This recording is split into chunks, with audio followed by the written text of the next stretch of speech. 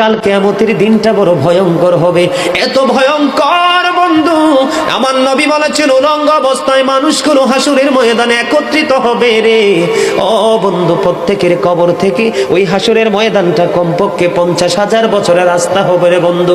এই জন্য নবী যখন মেরাজের রজনীতে বোরাক দেখেছিল, আমার নবীকে আল্লাহ দাওয়াত দিয়েছে, বোরাক দেখে আমার নবী এত ক্রন্দন করেছিল, মনে হয়েছিল যেন আমার নবীর চক্ষু মুবারক দুইটা ঝর্ণা হয়ে গেছে। এই যুবক, কাল কিয়ামতের দিন ঘাম এত ঘামবে রে, কেউ মাজা পর্যন্ত, কেউ নাভি পর্যন্ত, কেউ বা আবার পুরো শরীর বন্ধ ঘামের নিচে ডুবে থাকবে, আবার মাথার মগজ টকবক টকবক করে উতরাইতে থাকবে রে। আল্লাহ বলেছেন লা ইয়ামুতু, people will not die that day, সেদিন মানুষ আর মরতে পারবে না।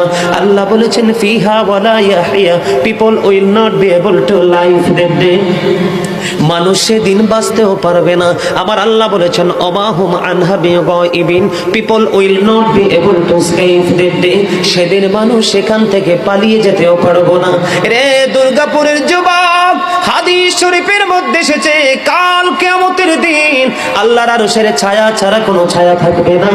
ওই কাল কিয়ামতের দিন এই দুর্গাপুরের যুবকগুলো চাইয়া দেখেন চাতক পাখির মতো বসে আছে। আমার কাছে এত সুন্দর লাগে রে যুবক, আমার হৃদয়টা ঠান্ডা হয়ে গেছে, কলিজা ছুঁয়ে গেছে তোমাদের উপস্থিতি এবং মনোযোগ। আল্লাহ রাব্বুল আলামিন হাদিস শরীফের মধ্যে এসেছে কাল কিয়ামতের দিন আর 7 শ্রেণীর মানুষকে আল্লাহর আরশের ছায়ার নিচে জায়গা দিবে রে। এর মধ্যে বিশাল একটা টিম থাকবে পৃথিবীর যুবকেরা।